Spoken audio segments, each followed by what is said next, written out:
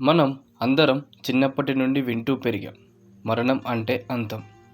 ఒక మనిషి చనిపోతే ఆట ముగిసింది, కర్టెన్ పడిపోయింది అని సొసైటీ చెబుతుంది. కానీ నిజంగానే అలా అవుతుందా? ఒకసారి ఆలోచించండి. ఒక మనిషి చనిపోయాడు అనుకోండి. ఏమి జరుగుతుంది?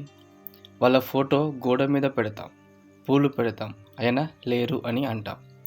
కానీ నిజంగా ఆ మనిషి పూర్తిగా అంతమైపోయాడా? మనం శరీరం మాత్రమేనా? రక్తం, మాంసం, ఎముకలు కట్టడమేనా మనం? అది ఆగిపోతే మనం మాయం అయిపోయామా? లేదా ఇంకేదో ఉందా మనలో? సిడ్నీ, ఒక్కసారి గమనించండి. ఒక చిన్న గింజ మట్టిలో పడితే అది చనిపోతుంది.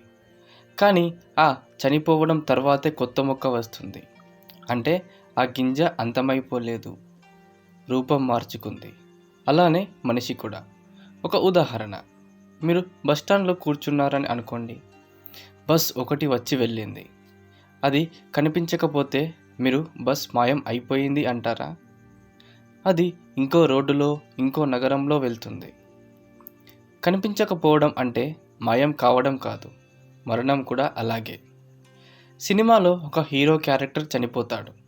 స్క్రీన్ మీద మనకు అతను కనిపించడు. కానీ అసలు యాక్టర్ సెట్ బయట బతికే ఉన్నాడు కదా. మనకి కనిపించకపోవడం వల్లే అతను లేడు అనిపిస్తుంది. చూసారా, సొసైటీ మనల్ని ఒక పెద్ద భయంతో పెంచింది. మరణం అంటే అంతం, కాబట్టి భయపడాలి. అందుకే మనం దాని గురించి ఆలోచించకుండా పారిపోతాం. కానీ నిజానికి మరణం అనేది ముగింపు కాదు, మార్పు. ఎప్పుడైనా మీరు ఫ్యూనరల్కి వెళ్ళారా? మనం శరీరాన్ని మట్టిలో పెడతాం. కొన్ని రోజుల్లో అదే శరీరం ఎరువుగా మారి చెట్లకి ఆహారం అవుతుంది. ఆ చెట్టు కాయలు మనమే తింటాం. అంటే ఆ మనిషి ఇంకో రూపంలో మనతోనే బతుకుతాడు.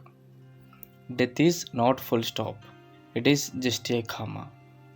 ఒక చాప్టర్ ముగిసింది, ఇంకో చాప్టర్ మొదలైంది. మనమందరం కలలో రోజు చిన్న మరణం అనుభవిస్తున్నాం. స్లీప్ అంటే చిన్న మరణమే. మనకు ఏమి గుర్తు ఉండదు, కానీ ఉదయం కొత్తగా లేస్తాం. అలాగే జీవితం మరణం సైకిల్. ఇప్పుడు నిజమైన ప్రశ్న ఏంటంటే, మరణం తర్వాత ఏమవుతుంది? దానికి ఒక స్పష్టమైన సమాధానం ఎవరికీ లేదు. సైన్స్ ఒక థియరీ చెబుతుంది, రిలీజియన్ ఇంకో థియరీ చెబుతుంది. కానీ నిజంగా మనం ఎవరో తెలుసుకున్న వాళ్ళకు మరణం అనేది భయం కాదు, ఒక కొత్త ప్రయాణం.